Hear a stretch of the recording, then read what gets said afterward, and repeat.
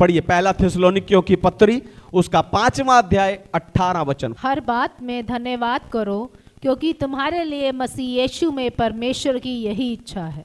आमीन, परमेश्वर के नाम की महिमा। तो वेदी बन जाने के बाद आपको उस वेदी को मजबूत करना है, क्योंकि फैमिली प्रेयर का मकसद एक रूटीन नहीं है कि रोज रात को 7 से 7:30 प्रार्थना करेंगे, एक गीत गाएंगे, बाइबल पढ़ेंगे और 2-4 आशीषें मांगेंगे। नहीं, फैमिली प्रेयर का मकसद आपके परिवार को आत्मिक रूप से एक होना है। हालेलुया। तो आप अपने परिवार को प्रार्थना वेदी के द्वारा गहराई में कैसे ले जा सकते हैं? सबसे पहले आपको धन्यवादी बनना है। सबसे पहले आपको धन्यवादी बनना है। आपको दी हुई सारी आशीषों के लिए परमेश्वर का धन्यवाद करें। जिस घर में आप रह रहे हैं, प्रभु ने आपको रहने के लिए घर दिया, उसके लिए प्रभु का धन्यवाद करें। आपको पहनने के लिए कपड़े, जूते परमेश्वर दिए, उसके लिए प्रभु का धन्यवाद करें। आपको खाने के लिए भोजन परमेश्वर दिया, उसके लिए परमेश्वर का धन्यवाद करें। आने जाने के लिए आपको परमेश्वर ने गाड़ी दी, बाइक दिया, उसके लिए परमेश्वर का धन्यवाद करें। अपने चर्च के लिए, अपने आत्मिक माता पिता के लिए परमेश्वर का धन्यवाद करें। आपको बताऊं, आपकी कृतज्ञता यानी आपका धन्यवादी होना, आपका आभारी होना आपकी साधारण शाम को गहरे आत्मिक पलों में बदल देगा। हालेलुया। गहरे आत्मिक पलों में बदल जाएगी। फिर आप गहराई में कैसे जाएंगे? आपको क्षमा मांगनी है। फिर क्या करना है? क्षमा मांगनी है। अपनी वेदी को शांति का स्थान बनाओ, ना कि छिपे हुए द्वेष का। हालेलुया। अपनी वेदी को शांति का स्थान बनाओ, ना कि छिपे हुए द्वेष का। प्रार्थना से पहले आपको परमेश्वर से क्षमा मांगनी है। आप में से कितने लोग हैं प्रार्थना करते हैं, परमेश्वर हमें ये दे दो, हमें वो दे दो, लेकिन मिलता नहीं। क्यों? क्योंकि प्रार्थना से पहले आपको क्षमा मांगनी है। जो पाप आपने परमेश्वर के विरुद्ध किए, उन पापों के लिए आपको परमेश्वर से क्षमा मांगनी है। अगर आपने परमेश्वर का दिल दुखाया है तो आपको परमेश्वर से, जो पाप आपने वचन के विरोध में किया, आपने परमेश्वर की आज्ञाओं को तोड़ा, आपको उस पाप के लिए परमेश्वर से क्षमा मांगनी है। जो पाप आपने अपने परिवार के विरुद्ध किए, बाइबल माता पिता का आदर करने के लिए कहती है, उनके अधीन रहने के लिए कहती है, उनकी बात मानने के लिए कहती है, अपनी पत्नी को अपने समान प्रेम करने के लिए कहती है, पतियों का आदर करने के लिए कहती है, बच्चों को सिखाने के लिए कहती है। जो पाप आपने अपने परिवार के विरुद्ध किए, उन पापों के लिए क्षमा मांगो।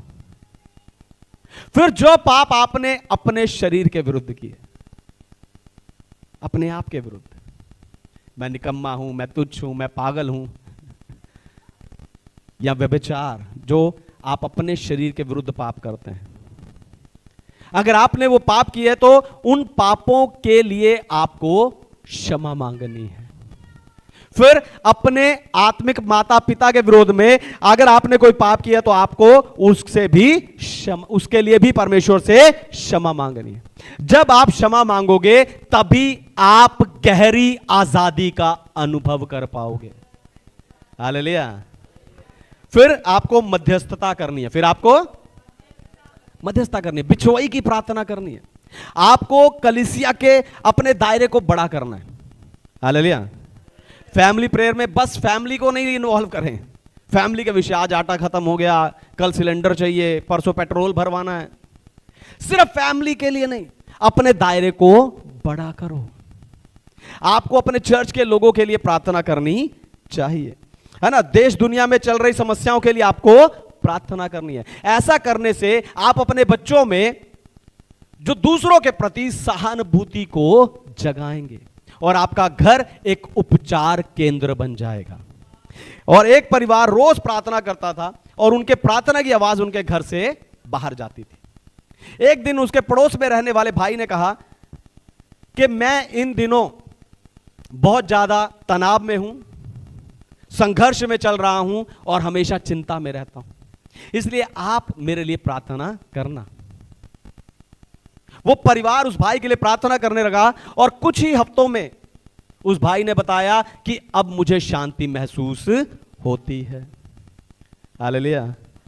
जब आप भी, ध्यान सुनिए, जब आप भी अपने परिवार के साथ बैठकर अपने घर में प्रार्थना करेंगे और आप हालेलुया आत्मिकता की गहराई में जाएंगे तो आपकी चार दीवारी के बाहर भी लोग शांति पाएंगे।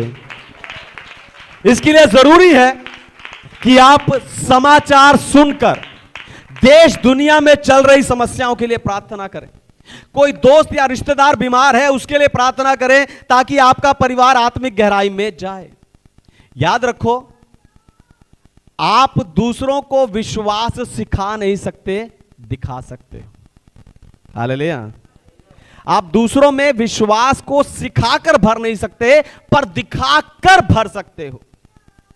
आपके बच्चे जो देखेंगे वही अनुकरण करेंगे। इसलिए आपको अपने परिवार में प्रार्थना वेदी को पुनर्जीवित करना है। Hallelujah, hallelujah.